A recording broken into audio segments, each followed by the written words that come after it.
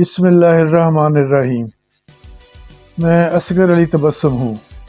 صدر جنرل محمد ایوب خان ایک طاقتور حکمران تھے، مگر جس اپوزیشن سے ان کا پالا پڑا تھا وہ بھی بہت مضبوط تھی۔ اس اپوزیشن کے سربراہ، اس کو کنٹرول کرنے والے، اس کی قیادت کرنے والوں میں نوابزادہ نصر اللہ خان اور چودھری محمد علی جیسے عظیم لیڈر تھے۔ نوابزادہ نصر اللہ خان پارلیمانی جمہوریت کے سرخیل تھے۔ وہ انتہائی وفادار اور شریفانہ سیاست کے علمبردار تھے۔ ان کی ڈکشنری میں کمپرومائز کا لفظ نہیں تھا۔ انہوں نے اپنی سیاسی پارٹی کے لیے کبھی چندہ اکٹھا نہیں کیا تھا۔ مظفر گڑھ کے اس نواب نے اپنی زرعی زمینیں بیچ کر اپنی تمام دولت سیاست کی نظر کر دی۔ مظفر گڑھ میں ان کے آموں کے باغات تھے، جس کا پھل ملک بھر کے سیاستدانوں میں تحفے کے طور پر تقسیم کر دیا جاتا تھا۔ ان میں موجودہ دور کے سیاستدانوں جیسا لالچ، خود غرضی بالکل بھی نہیں تھی۔ ٹوبہ ٹیک سنگھ کے عوام نے کم از کم 3 دفعہ ان کا بصیرت افروز خطاب سنا۔ یہ تینوں خطاب میں نے بھی ذوق و شوق سے سنے تھے۔ ان کی صاف ستھری تقریریں دودھ میں دھلی ہوئی لگتی تھی۔ کیا اعلیٰ اخلاق تھا، کیا معصومانہ وفاداری تھی۔ انہوں نے صحیح معنوں میں خشوع و خضوع سے سیاست کی۔ وہ سیاست کو عبادت سمجھتے تھے۔ ٹوبہ ٹیک سنگھ میں میرا گھر ڈسٹرکٹ بورڈ ہائی اسکول کے کونے پر تھا۔ گھر کے سامنے ایک بہت بڑا کھلا میدان تھا۔ اس میدان کی ایک طرف ڈاکٹر نصیر احمد کا تقریباً 4 کنال پر مشتمل 4 دیوالی والا احاطہ تھا۔ دفعہ 144 کے نفاذ کی وجہ سے مقررین نے اس احاطے کے اندر 4 دیواری میں تقریریں کی۔ 4 دیواری کے باہر میدان میں دور تک جھنگ روڈ تک لوگ 4 افراد کی ٹولیوں میں کھڑے تھے۔ ایسا لگتا تھا ٹوبہ ٹیک سنگھ کے عوام باہر نکل آئے ہیں۔ اتنا بڑا جمع غفیر اور دفعہ 144 کی خلاف ورزی نہ کرنا بہت بڑی بات تھی۔ ایسا لگتا تھا جیسے سارا ٹوبہ ٹیک سنگھ امڈ آیا ہے۔ پن آف سائلنس تھی۔ کسی نے کوئی نعرہ نہ لگایا، کوئی شور شرابہ نہ ہوا۔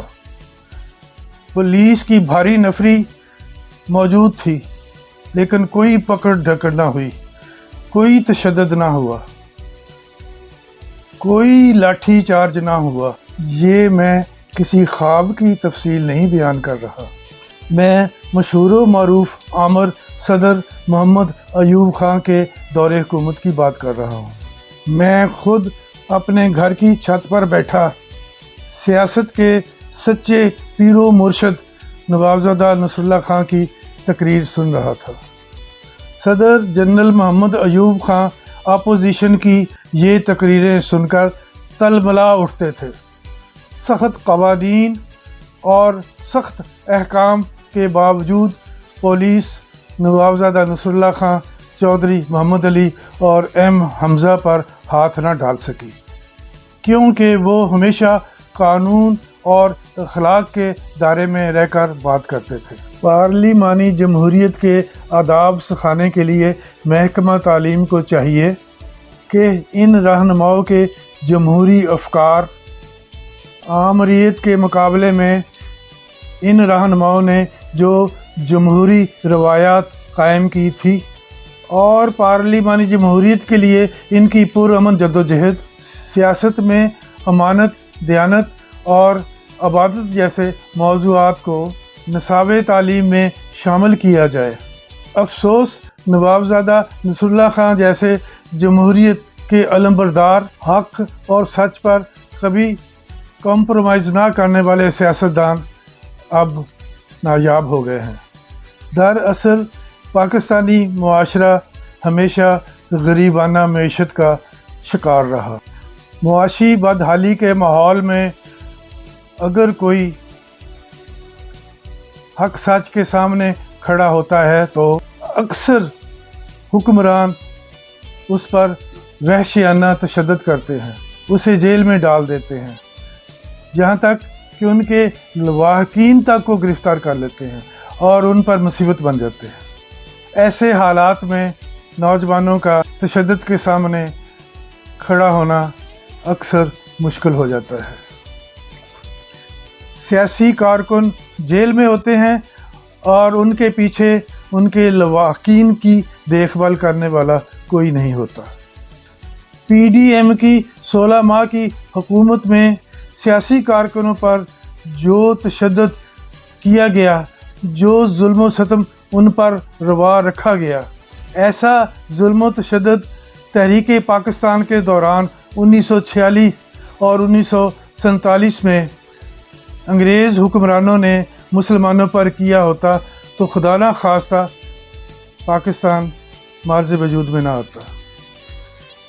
اتنے ظلم و ستم کے سامنے لوگ نہیں ٹھہر سکتے۔ پاکستان تو قائد اعظم کی قیادت میں پرامن جد و جہد کے نتیجے میں مارز وجود میں آیا تھا۔ قائد اعظم جو سیاسی وراثت اپنے عوام کے لیے چھوڑ کر گئے تھے، گزشتہ 75 سالوں کے دوران سول اور فوجی حکمرانوں کی اکثریت نے ان روایات کو پامال کر دیا۔ اگر کسی دل جلے نے مزاحمت کی تو اسے کچل دیا گیا۔ اے میرے وطن کے داورو، جس پاکستان کو ہم نے بنایا تھا، مجھ سے پوچھو میرے اجداد نے اس کی کتنی قیمت ادا کی تھی۔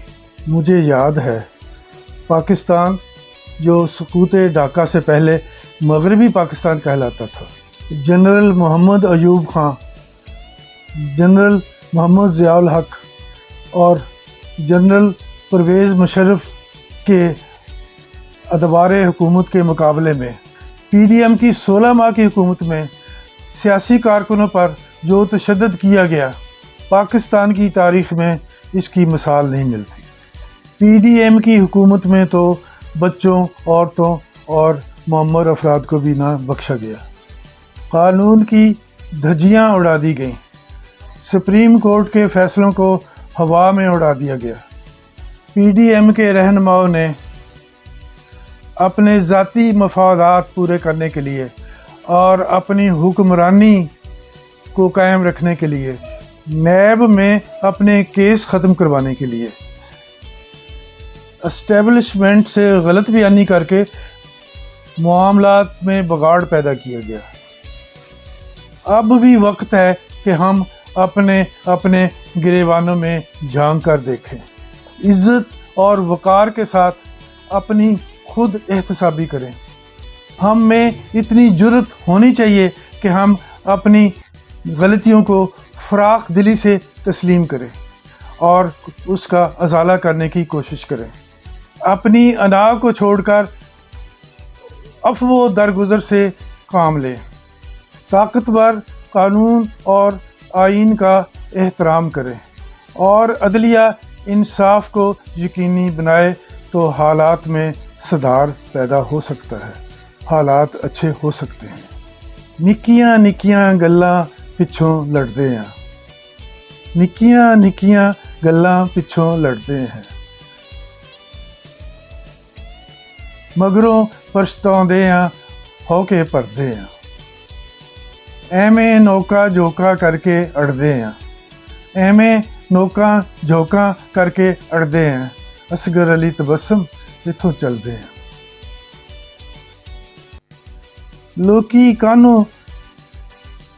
ਕਾਨੂੰ ਤਾਣੇ ਮਿਹਣੇ ਦਿੰਦੇ ਨੇ, ਲੋਕੀ ਕਾਨੂੰ ਤਾਣੇ ਮਿਹਣੇ ਦਿੰਦੇ ਨੇ, ਅਸੀਂ ਤਾਂ ਆਪੇ ਪਿਆਰ ਦੀ ਬਾਜ਼ੀ ਹਰਦੇ ਹਾਂ। ਕਿੱਥੇ ਕਿੱਥੇ ਜ਼ਿੰਦੜੀ ਦਾ ਮੈਂ ਯਤਨ ਕਰਾਂ, ਕਿੱਥੇ ਕਿੱਥੇ ਜ਼ਿੰਦੜੀ ਦਾ ਮੈਂ ਯਤਨ ਕਰਾਂ, ਹੁਣ ਤਾਂ ਸਜਣਾ ਹੱਥੋਂ ਸੂਲੀ ਚੜ੍ਹਦੇ ਹਾਂ। ਕਿੱਥੇ ਕਿੱਥੇ ਜ਼ਿੰਦੜੀ ਦਾ ਮੈਂ ਯਤਨ ਕਰਾਂ, ਹੁਣ ਤਾਂ ਸਜਣਾ ਹੱਥੋਂ ਸੂਲੀ ਚੜ੍ਹਦੇ ਹਾਂ। ਲੋਕੀ ਸਾਨੂੰ ਮਾੜਾ ਜਾਣ ਕੇ ਆਕੜਦੇ। ਲੋਕੀ ਸਾਨੂੰ ਮਾੜਾ ਜਾਣ ਕੇ ਆਕੜਦੇ, ਅਸੀਂ ਤਾਂ ਅੱਲਾਹ ਤਾਲਾ ਕੋਲੋਂ ਡਰਦੇ ਹਾਂ।